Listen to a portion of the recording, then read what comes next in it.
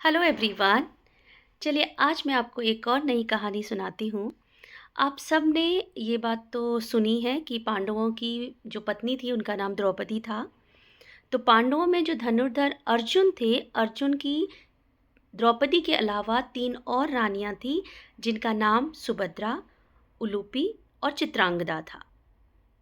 तो सबसे पहले सुनते हैं कि उलूपी से अर्जुन का विवाह कैसे हुआ।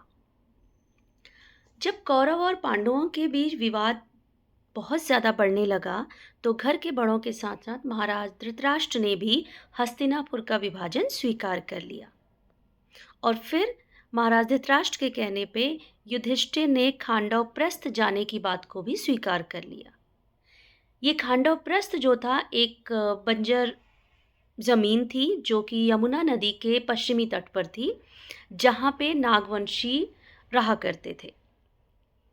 तो जब पांडव वहां पहुंचे तो उन्होंने इस बंजर भूमि को अपने प्रयासों के द्वारा इंद्रप्रस्थ जैसी खूबसूरत नगरी में चेंज कर दिया।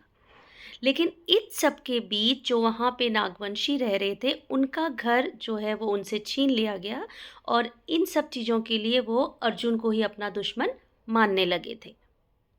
और उन्होंने एक नदी के किनारे ही, यमुना नदी के पास ही अपना आवास बना लिया। जब युधिष्ठिर को इस बात का पता चला कि नागवंशी उनसे नाराज हैं, तो उन्होंने वापस से उनसे मित्रता करने की सोची और ये कार्यभार उन्होंने अर्जुन को दिया। तो युधिष्ठिर की बात को मानते हुए अर्जुन ने निर्णय लिया कि वो नागलोक जाएंगे और वहां जाकर के संधि का प्रस्ताव रखेंगे। तो जब अर्जुन नागलोक जाने लगे तो यमुना नदी के किनारे जहाँ की नागवंशियों ने अपना आवास बना लिया था, वहीं पे नागराज की बेटी उलूपी ने अर्जुन को देखा।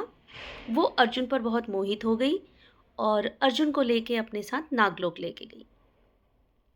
तो जब अर्जुन नागलोक पहुंचे, वहां पे उलूपी ने अर्जुन के सामने विवाह का प्रस्ताव रखा और अर्जुन भी इस बात से सहमत हो गए और दोनों का गंधर्व विवाह हो गया।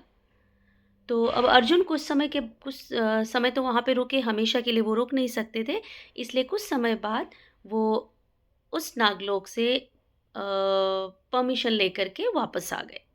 तो इस तरह अर्जुन का नागकन्या उलूपी से भी विवाह हुआ और नागवंशी फिर से पांडवों के मित्र बन गए।